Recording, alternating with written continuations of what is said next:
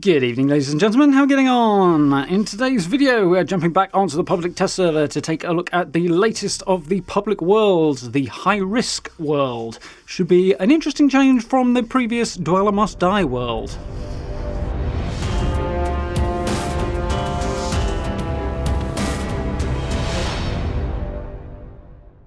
Okay then, so before we dive in, as usual, quick disclaimer, this is on the PTS, it is unreleased content and subject to change. If you want to avoid seeing anything before it comes out, this is your opportunity to duck out. Obviously, no story spoilers in this one, but a look at some new gameplay coming up. So, let's jump into it. The new public world, rather.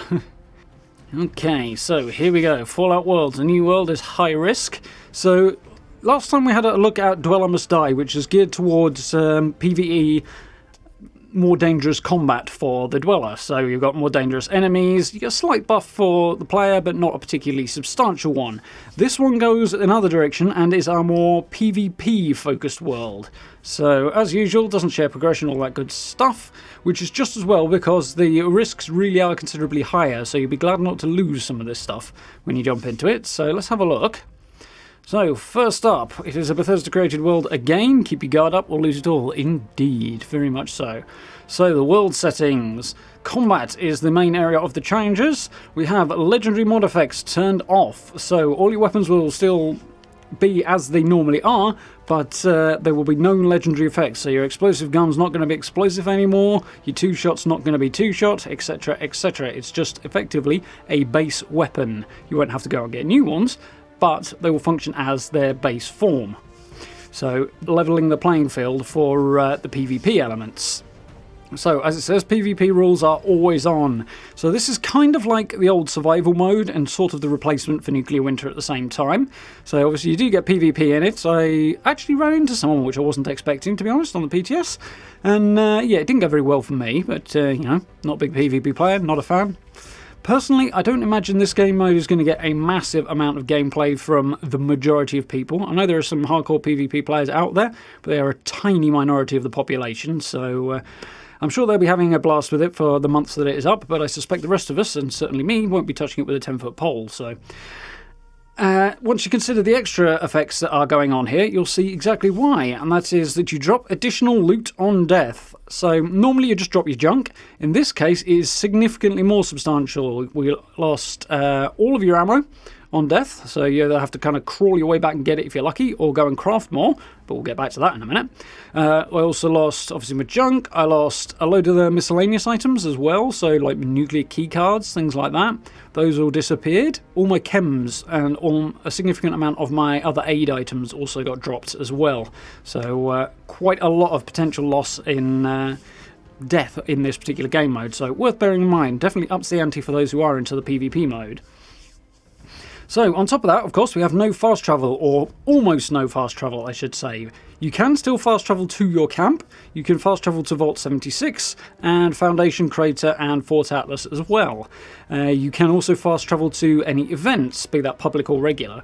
What you can't do is fast travel to any other locations, so you can't travel to train stations, which eliminates a big problem that there was in survival mode of old, in that people used to just camp train stations, and in that moment before your feet move when you load in, you are vulnerable, but you can't move. So they just pelt you with bullets at that point, and you couldn't do anything about it. So by not allowing fast travel to locations like that, they've eliminated that problem, with the exception of Foundation, Crater, Atlas and Vault 76, of course. So if you're going to head to those, do be aware you might get jumped.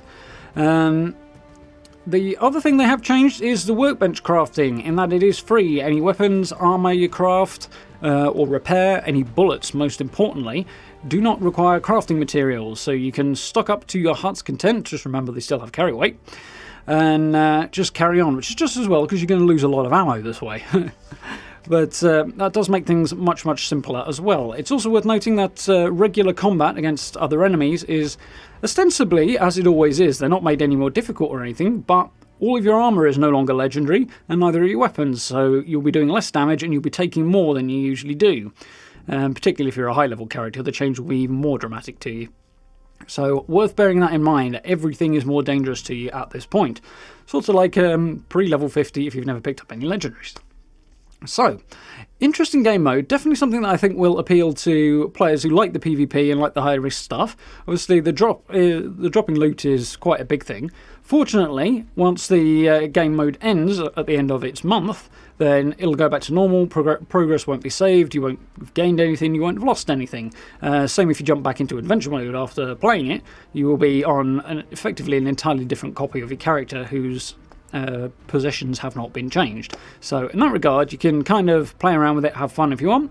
For me, it's not my idea of fun, so like I say, I'm not really interested in this, but for those who do like PvP, you can basically go crazy and you get the effect of PvP in the risk and the tension and everything like that, and the fact that you lose everything, but at the same time, once you leave, the consequences don't come with you, so that definitely makes it a bit more appealing and less threatening overall. In a sense, it's kind of like Nuclear Winter was, because obviously whatever happened in Nuclear Winter stayed in Nuclear Winter, with the exception of like XP gain anyway.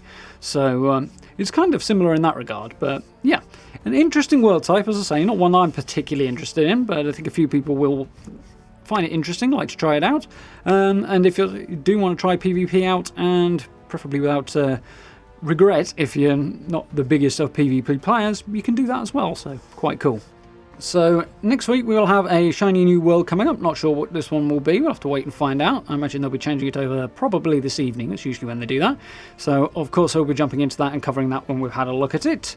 Beyond that, we'll have to see what other news we get later in the week. I'm not expecting a vast amount, given that we're sort of in that in-between stage of updates at the moment, so we'll see what happens on that front. But as always, subs and notification bell will let you know what I'm doing. If you like the video, do drop it a like as well, I very much appreciate that, it does massively help out. The social media links, the merch store and channel memberships are also all available down below the video as well if you're interested in supporting the channel that way. I hugely appreciate that. Massive thank you to everyone who's done that already. And if you're interested, we are live streaming of course Fallout 76 and Mass Effect 2 as well, so I do hope you will join us for those of an evening. But for now, thank you very much for watching, and I look forward to speaking to you all very soon.